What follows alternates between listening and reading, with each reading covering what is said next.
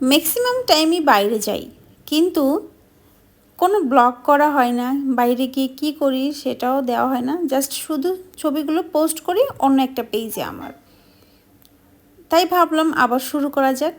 আসসালামু আলাইকুম, hello everyone, কেমন আছেন সবাই? আশা করছি আপনারা সবাই ভালো আছেন। নতুন একটা ব্লগ নিয়ে চলে আসলাম আপনাদের মাঝে অনেক দিন পর। প্রায় 5 মাস আমার এইটা অফ ছিল, তো আমি আবারও শুরু করলাম যে কাজ করা শুরু করে দিই। তো চলে গিয়েছিলাম সেদিন মোতালেব প্লাজা। এক যুগ পরে মোতালেব প্লাজায় গেলাম। কি করতে গেলাম, কেন গেলাম, সব কিছু দেখাবো এই ভিডিওতে। আপনারা ভিডিওর সাথে থাকবেন। আর এক যুগ বলতে 12 বছর পরে আসছি, তখন তো আরও অনেক ছোট ছিলাম, আরও অনেক কম বুঝতাম। তো লিফটে গিয়ে আমার কাছে খুব ভালো লাগছে, তাই একটা রিভিউ নিয়ে নিলাম। আর এখানে এসে আমি খুব অবাক হয়েছিলাম যখন দেখলাম এত মানুষ সার্ভিস নিতে আসে, এত মানুষ কেনাকাটা করতে আসে মোতালেব প্লাজা। এটা সম্পর্কে আমার এরকম ধারণা ছিল না, কারণ এক যুগ আগে একরকম ছিল, এখন অন্যরকম। তারপরে আমি কি করব, তো আমার ফোনে একটু স্পিকারের সমস্যা আছে, এর জন্য এটা সার্ভিসিং নেওয়ার জন্য এখানে আসলাম। তারপরে একটু পানি খেয়ে নিলাম, কারণ অনেক তৃষ্ণা পেয়েছিল আমার। পানি যখন আমি খেয়াচ্ছিলাম তখন পাশ থেকে আমার ভিডিওটা করে দিয়েছে, আমি জানি না যে আমার ভিডিও করতেছে।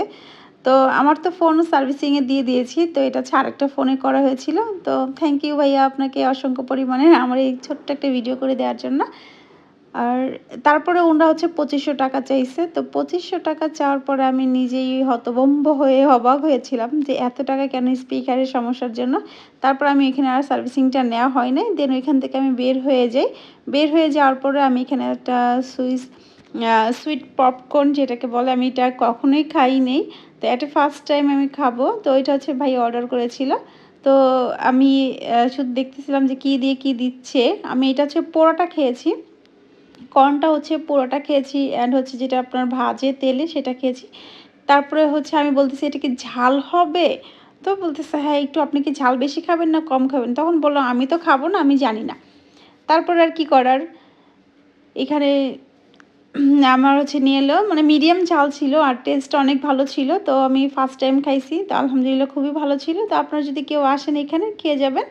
এই আমার লাস্টের কিছু পিকচার তুলেছিলাম। আর এই লাস্ট ফিনিশিং যখন করেছে, খুবই ভালো লাগছে আমার কাছে, আর খেতে অনেক টেস্ট ছিল। তো এই যে, তো আপনারা সবাই ভালো থাকেন, সুস্থ থাকেন, আর আমি যদি ব্লগ দিতে পারি সেই দোয়া করবেন। আল্লাহ।